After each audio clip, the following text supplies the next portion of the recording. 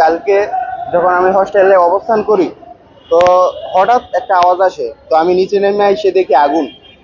তো জিনিসটা হচ্ছে যে যেখানে আগুন লাগে সেই ভবনটা হচ্ছে যে কেজি স্কুল 673 ওদের ভবন। তো আমি আইসা তো খুবই অবাক, কারণ জিনিসটা হচ্ছে যে আমাদের যে ভবন রোম, ওই রোমে 100% মাইলস্টোনের নীতি হচ্ছে 100% উপস্থিতি থাকতে হইবে। আর 100% উপস্থিতি মানে একটা রোমে 30 জন ছাত্র থাকে।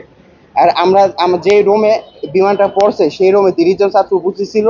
তার উপরে 2 তলা ভবন ছিল। তো একতলায় তো সম্পূর্ণ 30 জন ডেট, তার উপরেও 30 জন ডেট। তো এখানে আমরা দেখছি যে 60 জন সাথে সাথে ডেট, ওদেরকে আমরা কোনোভাবে বাঁচাতে পারি নাই।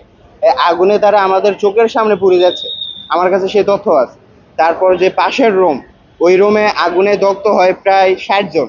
উপরের রুমে প্রায় 60 জন, 120 জন প্রায় ওইখানেই খুব গুরুতর অবস্থায় দগ্ধ হয়। এই দগ্ধ হওয়ার কারণ 20 জনের মতো বডি চিহ্নিতই করা যায়নি, ওদের যে বডি। তার সাথে আমাদের এক মিস, মাহারিন মিস, উনিও মারা গেছে 20 জন স্টুডেন্টকে, 500 রুমের 20 জন স্টুডেন্টকে বাঁচিয়ে।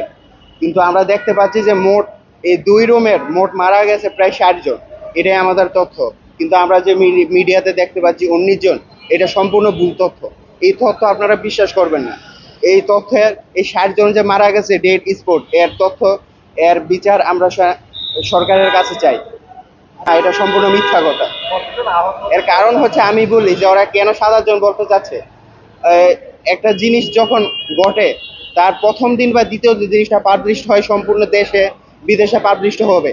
কিন্তু এই জিনিসটা যখন 3 দিন 4 দিন পর কেউ মারা যাবে, অনেকের তথ্য জানবে না যে ওই মারা গেছে, যার কারণে সেনাবাহিনী বা সরকারের ওপর চাপ যাবে না, যার কারণে তারা এই তথ্যটা পাশ করতে চাচ্ছে না। কিন্তু সত্যি কথা হচ্ছে 60 জন ওইখানেই ডেড স্পট হয়েছে, এবং আজকে আর কালকে রাত মিলিয়ে প্রায় 20 জন এমনি মারা গেছে, মানে 80 জন। এটা সম্পূর্ণ কানা হয়ে আমরা বলতে পারি যে মারা গেছে। একটা প্রশ্ন, এর কারণ হচ্ছে যে আমাদের মাইলস্টোনের একটা নীতি হচ্ছে যে 100% উপস্থিতি থাকতে হইবে, এবং উপস্থিতি ছিল।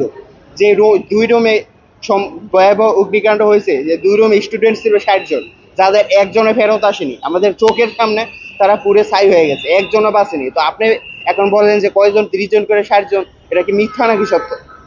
আমরা যাদেরকে একদম বের হইতে মানে বের করতে পারছি, এরকম 20 জন ডেড স্পটে আমরা নিয়ে যেতে দেখছি। আর সেনাবাহিনী পরবর্তী সময়ে আরো 20 জনের মতো হেলিকপ্টারে পাঠানো হয়েছে। আমি মৃত একজন সেনাবাহিনীকে হেল্প করছি নিয়ে যেতে।